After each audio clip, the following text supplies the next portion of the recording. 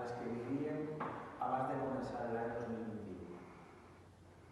En primer lloc, fins ara no s'havia produït, excepte en els moments més durs del confinament en tota Espanya, en tot l'Estat, un cessament de l'activitat, és a dir, tant l'hostaleria com els centres esportius durien quasi 2 mesos tancats.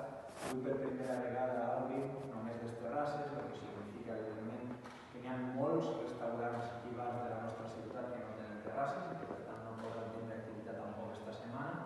I a més, aquells que obliguen, a més de que el temps avui no ens acompanya, esta setmana pot ser un poc complicada des del punt de vista del fred i de la pluja, és evident que no és una activitat rentable, no?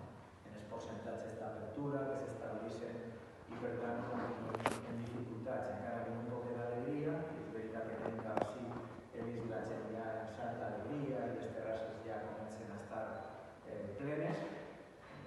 Reitere la necessitat de responsabilitat i de complir les normes i estic segur que així serà.